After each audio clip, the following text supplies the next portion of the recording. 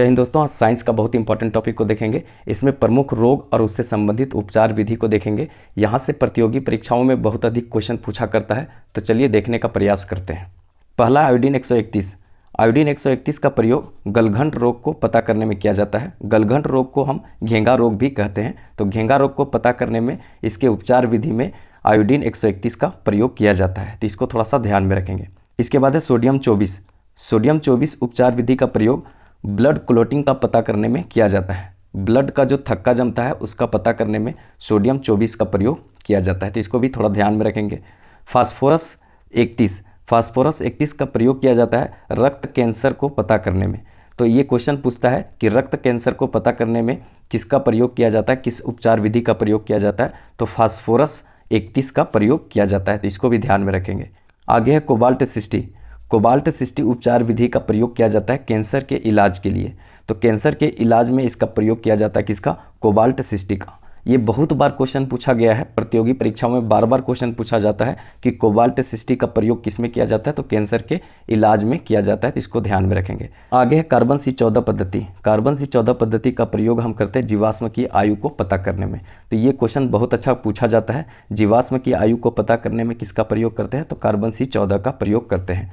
जिस तरह से वलय गिनकर हम पेड़ की आयु को पता करते हैं, जानवरों को उसका दांत गिनकर उसकी आयु को पता करते हैं, उसी तरह से कार्बन C14 पद्धति के द्वारा हम जीवाश्म की आयु का पता करते हैं। वो कितना पुराना है, कब का है, इसका पता हम करते हैं कार्बन C14 पद्धति से, तो ये दिमाग में रखेंगे। आगे है आर्सेनिक 74। आर्सेनिक 74 का प्रयोग करते हैं ट्यूमर के उपचार के रूप में।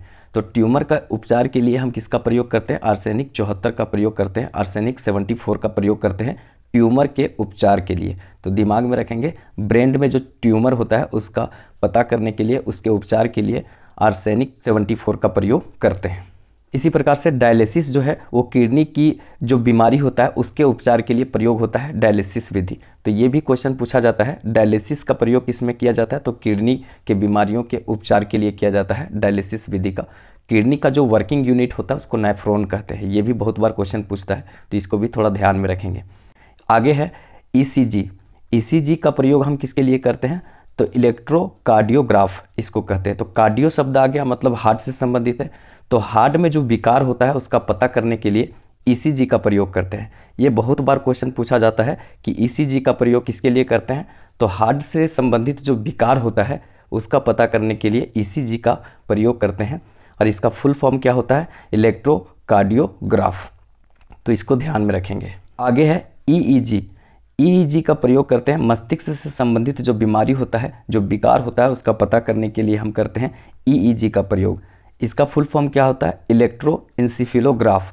देखिए इलेक्ट्रोइंसेफेलोग्राफ जो होता है, EEG जो होता है, वो मस्तिष्क से संबंधित जो बीमारी होता है उसके उपचार के लिए प्रयोग किया जाता है। लेकिन जो ECG होता है, इलेक्ट्रोकार्डियोग्राफ, इसका प्रयोग किसके लिए किया जाता है, तो हार्ट से संबंधित जो विकार होता है उसके लिए किया जाता है। तो दोनों में थोड़ा सा अंतर है, दिमाग में रखेंगे। जहाँ पर कार्डियो आ गया वो हार्ट के लिए होगा, और जहाँ इंसेफेलोग्राफ जो आता है, इंसेफेलोग्राफ जिसमें प्रयोग होता है वो मस्तिष्क के लिए होता है। तो इलेक्ट्रो इंसेफेलोग्राफ मस्तिष्क के लिए हो जाता है, और जो इलेक्ट्रोकार्डियोग्राफ जो होता है वो हार्ट के लिए होता है।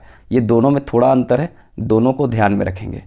आगे है CT स्कैन। CT स्कैन का प्रयोग संपूर्ण शरीर में किसी भी प्रकार का विकार हो, किसी भी प्रकार का दिक्कतें हो, तो इसका पता करने के लिए CT स्कैन का प्रयोग किया जाता है। लेकिन कोशिश करें कि CT स्कैन से बचें।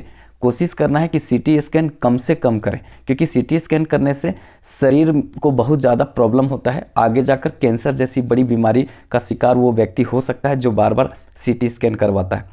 तो कोशिश करना है कि CT स्कैन कम से कम करें और इससे बचें, क्योंकि ये शरीर के लिए बहुत हानिकारक होता है। आगे है पेसमेकर। पेसमेकर का संबंध किससे है, हृदय की गति अगर कम हो जाती है तो उसको सामान्य अवस्था में लाने हेतु जिसका प्रयोग किया जाता है उसको हम कहते हैं पेसमेकर। तो पेसमेकर का संबंध किससे है, हृदय गति से संबंधित है। हृदय की गति जब कम हो जाता है तो उसको सामान्य अवस्था में लाने के लिए पेसमेकर का प्रयोग किया जाता है।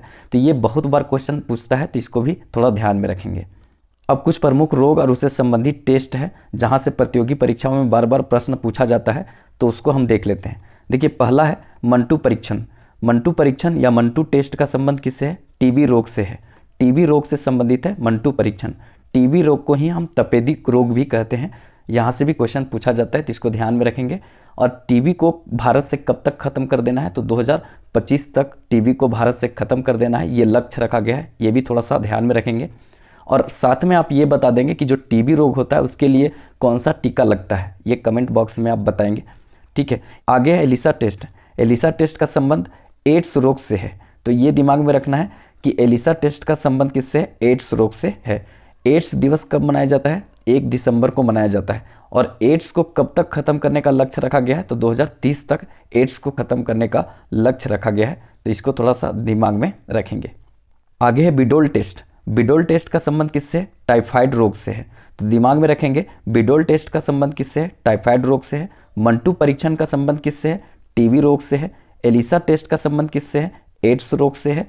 और इसके बाद बिडोल टेस्ट का संबंध किससे है, टाइफाइड रोग से है। तो इन सभी को ध्यान में रखेंगे, बार बार प्रतियोगी परीक्षाओं में रिपीट करके इसको पूछा जाता है, यहाँ से 1 नंबर का क्वेश्चन बनने का चांस बनता है। तो आई होप इस तरह की चीज़ें आपको पसंद आ रहा होगा, तो ज़्यादा से ज़्यादा दोस्तों तक इस वीडियो को शेयर कीजिए। चैनल सब्सक्राइब नहीं किए होंगे तो रेड बटन प्रेस करके चैनल सब्सक्राइब कर लीजिए, और अगर अच्छा लगे तो लाइक भी कर दीजिएगा। तो चलिए फिर मिलेंगे नेक्स्ट वीडियो में, तब तक के लिए जय हिंद।